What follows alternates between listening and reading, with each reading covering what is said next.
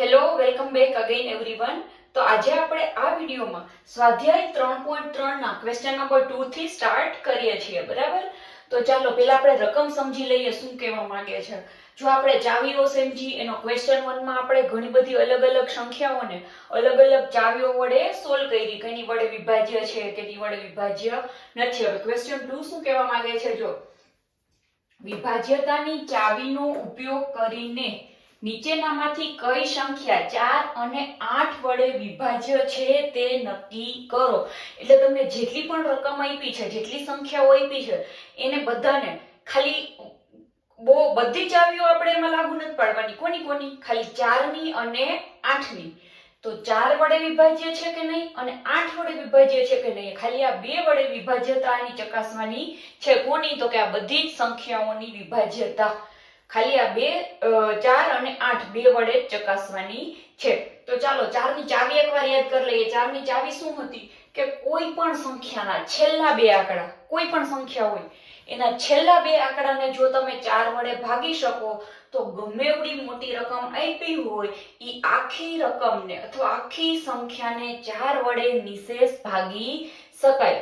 અને 8 ની ચાવી શું કહે છે કે કોઈ સંખ્યાના છેલ્લા 3 અંકોને 8 વડે ભાગી શકાય તો આખી સંખ્યાને 8 વડે ભાગી શકાય. કોઈ પણ તમને ઓડી મોટી રકમ આપી છે, આટલી મોટી રકમ આપી છે, એમાં છેલ્લા 3 આંકડા લઈ લો, એ છેલ્લા 3 આંકડાનો ભાગાકાર 8 વડે કરો અને જો જવાબ તમને નિશેષ આવે, એની શેષ 0 આવી જાય તો આખી સંખ્યાને, ગમે એવડી મોટી સંખ્યા કેમ ના આપી હોય, આખી સંખ્યાને 8 વડે તો નિશેષ ભાગી શકાય.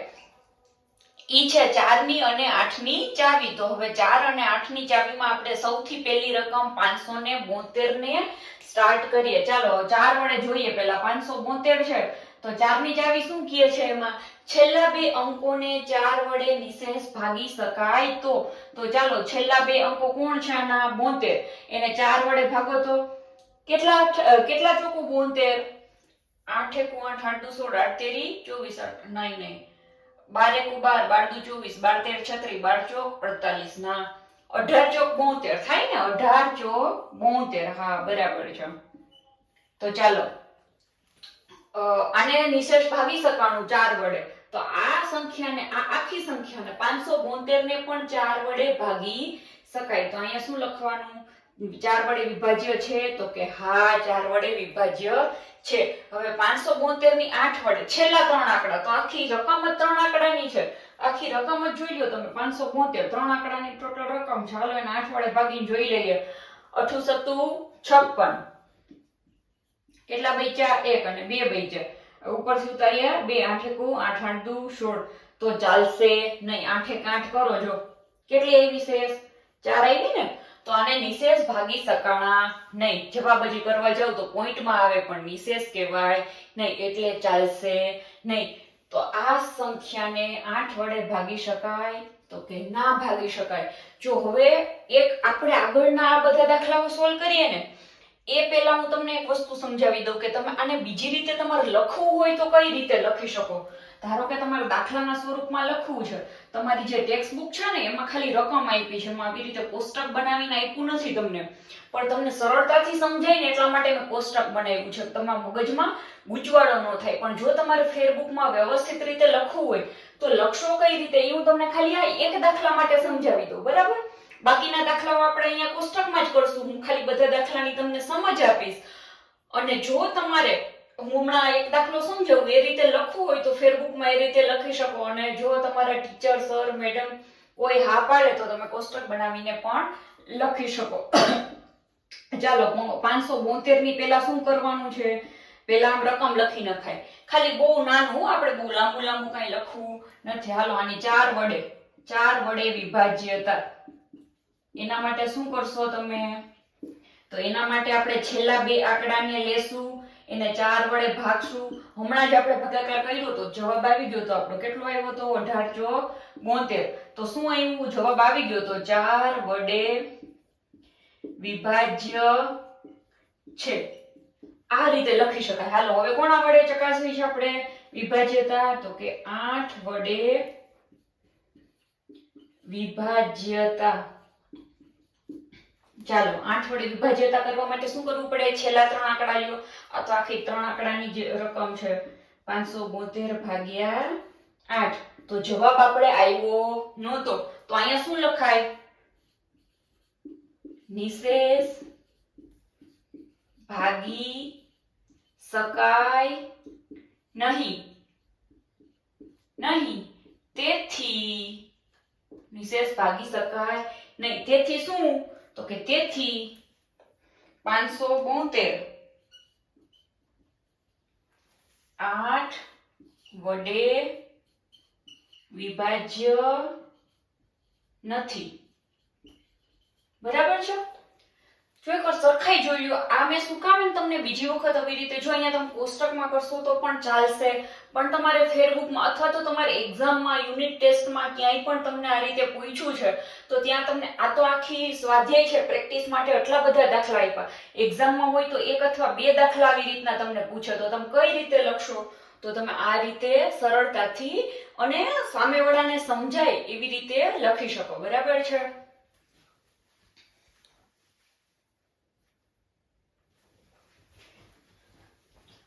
ચાલો હવે હું આ ભૂસી નાખું છું. આપણે નેક્સ્ટ વિડિયો બધા નેક્સ્ટ રકમ ગણીએ છીએ.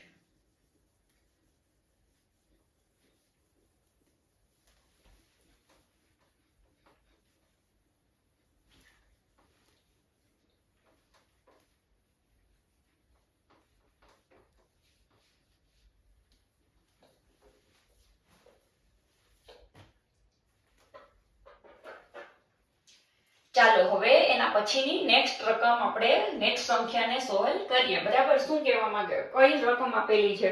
7,26,352. 4 વડે વિભાજ્યતા ચકાસવા માટે શું કરશો? છેલ્લા 2 આંકડા લઈ લ્યો ભાગ્યા 4. જો ડાયરેક્ટ જવાબ ના આવડે ને, ડાયરેક્ટ પાડા યાદ ના આવતા હોય તો એક એક આંકડાનું કરવાનું, ટેન્શન લેવાનું જ નહીં. આપણે બહુ અઘરું બનાવવું જ નથી. બરાબર? 13 ચોક 52 ડાયરેક્ટ મગજમાં ન આવતું હોય તો આપણે એક એક આંકડો લઈને ગણી લેવાનું, 4 એકા 4 કરીને. બરાબર? તો શું આવી ગયું? 13. તો આના વડે વિભાજ્ય છે? તો કે હા, આખી રકમને 4 વડે ભાગી શકાય. ચાલો 352 નું કરો તો ભાગ્યા કેટલા કરવાના છે? 8. તો 8 ચોક 32. બરાબર? કેટલા બચ્યા? 3 અને 2. 8 ચોક 32. આવી ગયો જવાબ 00. હા. તો ચાલો 8 વડે પણ આ વિભાજ્ય છે. તો હવે આપણે એના પછીની સંખ્યા કરીએ છીએ. શું કહે છે? 5500 ભાગ્યા 4 કરવા પડશે આપણે. બરાબર? શું કામ એને આખી સંખ્યાનો ભાગાકાર શું કામ કરવો પડશે? જો છેલ્લી 2 આંકડાનું કરું, છેલ્લા 2 આંકડા કોણ છે? તો કે 0 અને 0. તો 0 ને 4 વડે હું ભાગી શકું? ના ભાગી શકું. તો મારે આખી સંખ્યા કરવું પડે. જો એક જ અંક 0 આપ્યો હોત, એકમનો અંક 0 આપ્યો હોત ને અહીં 8 આપ્યો હોત તો કઈ સંખ્યા બનત? 80. તો હજી હું એને 4 વડે ભાગી શકું, 80 ભાગ્યા 4 કરી શકું. પણ અહીં તો છેલ્લી બંને સંખ્યા કેવી આપી છે? 0 0. તો ચાલશે નહીં. તો મારે આખી સંખ્યાને શું કરવું પડે? 4 વડે ભાગાકાર કરી જોવું પડે. અહીંયા 4 ની ચાવી લાગે નહીં. ચાલો 4 વડે ભાગાકાર કરવાનો છે. મેક્સિમમ આપણે કેટલું? 11 ચોક 44, 12 ચોક નહીં 13 ચોક થઈ જશે. 13 ચોક 52 થઈ ગયું. અહીંયા આવ્યા 3 ઉપરથી ઉતારી 0. 4 સત્તા 28. કેટલા બચ્યા? 2 ઉપરથી ઉતારી 0. 4 પંચા 20. હા થઈ ગયું. ચાલો થઈ ગયું ને ભાગાકાર? 20 માંથી 20 જાય તો 0. તો 4 વડે ભાગી શકાય? તો કે હા ભાગી શકાય. ચાલો છેલ્લા 3 અંકને આપણે 8 વડે ભાગી લઈએ. કોણ આવશે? 500. 500 ને 8 વડે ભાગો તો 8 એકા 8, 8 દુ 16, 8 તેરી 24, 8 ચોક 32, 8 6 48. 8 6 જો અહીંયા મેં છેલ્લા 3 જ આંકડા શું કામ લીધા? કે આખા 5500 ના લીધા. કારણ કે અહીંયા જો એક અંક છેલ્લા 3 અંકડા હે ને ઈ 500 છે અને 500 ભાગ્યા 8 શક્ય છે. બરાબર? એટલે તો ચાલો અહીંયા કેટલા બચ્યા? 2 ઉપરથી ઉતારી 0. 8 1 8 ને 8 દુ 16. તો ભાગ ચાલશે નહીં. પોઈન્ટમાં જવાબ આવે તો નિશેષ ભાગી શકાય નહીં. તો આ આખી સંખ્યાને 8 વડે નિશેષ ભાગી શકાશે ના ભાગી શકાય. ચાલો એને પછીની સંખ્યા કોણ છે? 6000. હવે વિચારો તો તમે 6000 ને મારે 4 ની ચાવી લગાવી હોય કે 8 ની ચાવી લગાવી હોય તો આખી સંખ્યાનો ભાગાકાર કરવો પડશે કે ચાલી જશે? વિચારો તો. ચાલો શું છે? 6000.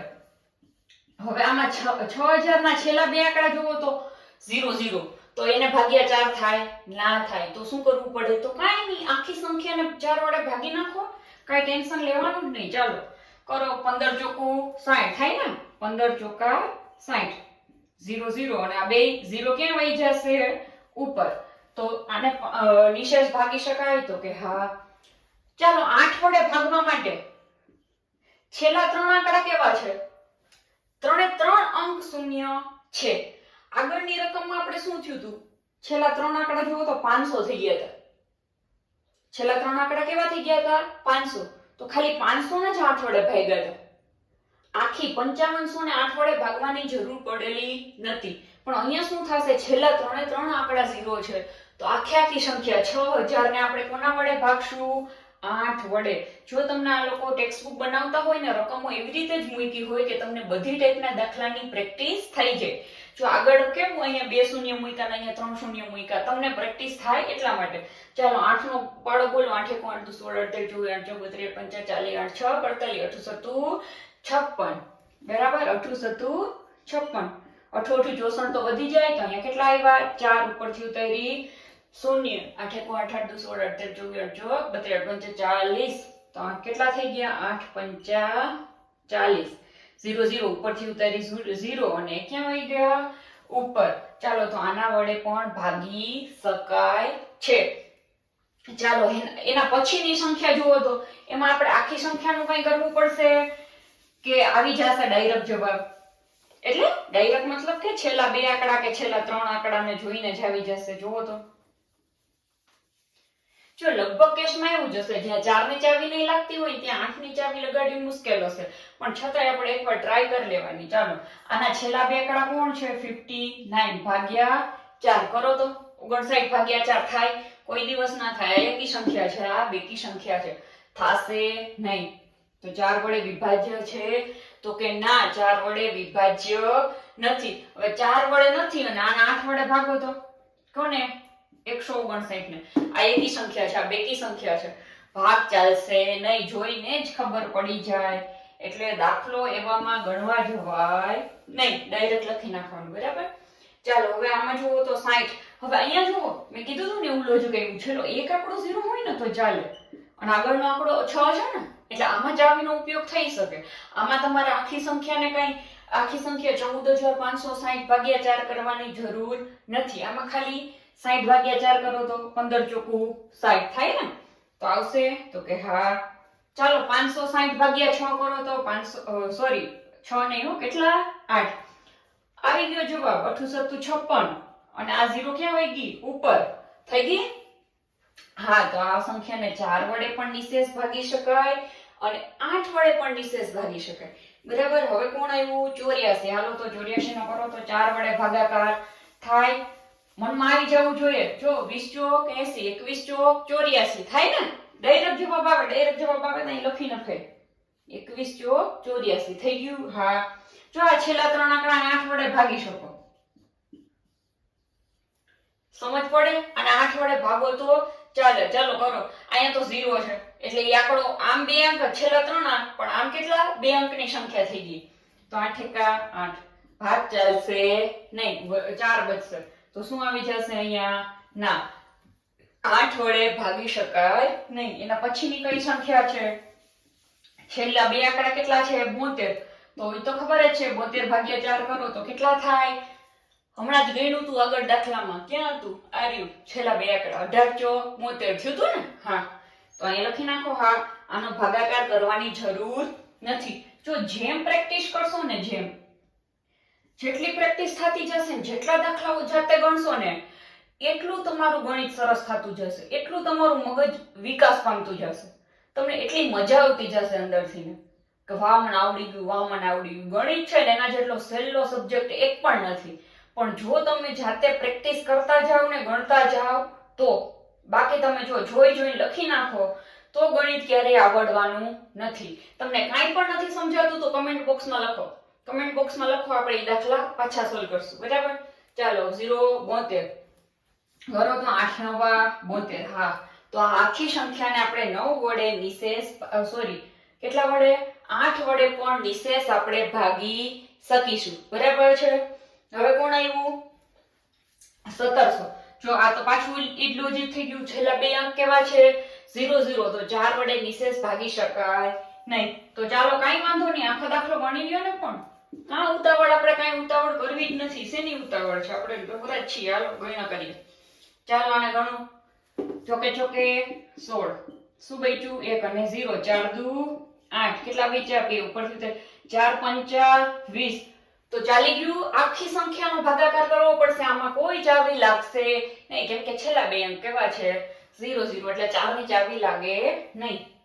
તો આમાં શું આવશે જવાબ? હા, નિશેષ ભાગી શકાય. હવે આમાં 8 ની ચાવી લાગશે? વિચારો તો. છેલ્લા ત્રણ આંકડા જુઓ તો આ સંખ્યાના 1700 ના છેલ્લા ત્રણ આંકડા જુઓ. ત્રણ આંકડા 0 છે. જો ત્રણ આંકડા 0 હોય તો ચાવી ના લાગે, પણ ત્રણેય આંકડા 0 ના હોય, એક સંખ્યા આપેલી હોય તો ચાવી લાગુ પડે. તો કરો હાલો. છેલ્લા ત્રણ આંકડા શું થાય? 700. 8 1 8 8 2 16 18 24 25 40 8 6 48 57 56 8 8 64 વધી જાય 88 64. કેટલા વધ્યા અહીંયા? 4 જાય તો કેટલા વધે? 6. અને ઉપરથી ઉતારી 0. ગણો. 8 7 56. કેટલા બચ્યા? 4. ચાલશે નહીં. તો આમાં શું આવશે જવાબ? ના. ચાલો આ છે ને 2150 છે. કદાચ તમને ના દેખાતું હોય વ્યવસ્થિત. 2150 છે. બરાબર. આમાં 50 ભાગ્યા 4 કરો તો હાલો. તો થાય કોઈ દિવસ 50 ના 4 ભાગ પડે? ના પડે. તો શું આવશે? ડાયરેક્ટ ના. અને 150 માં 8 ભાગ પાડો તો હાલો તો પડે. જો મેં શું કીધું તું? 4 ભાગ પાડવા શક્ય ના હોય, અહીંયા 8 ભાગ પાડવા લગભગ મુશ્કેલ જ હોય. ટ્રાય કરજો તો શું આવે.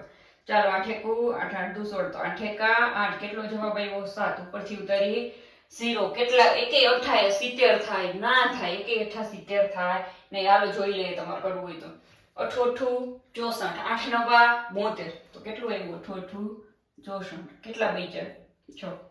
ભાગી શકાણા? ના ભાગી શકાણા. શું કીધું તું? 4 ની ચાવી ના લાગે તો 8 ની ચાવી શું? હાલો વિચારો. આવા બધા લોજિક મનમાં ગોતતા જવાના. ભેગા ભેગા દાખલા ગણો ત્યારે. બરાબર. ખાલી એવું નહીં કે દાખલા ગણી નાખ્યા. એકદમ મગજ ત્યાં જોવું જોઈએ ગણિત ગણો છો ત્યારે. એટલે એટલા નવી ટ્રિક્સ મળતી જશે ને જાતે જાતે. અને એટલી પ્રેક્ટિસ કરો. ગણિત શીખવાનો એક જ રસ્તો છે. Practice practice practice. બરાબર છે. હાલો હવે નેક્સ્ટ દાખલો.